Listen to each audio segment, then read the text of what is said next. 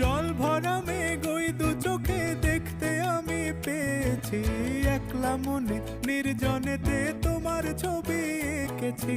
নাম রেখেছি বনলতা যখন দেখেছি, হয়তো বা সেই ক্ষণেই তোমায় ভালোবেসেছি।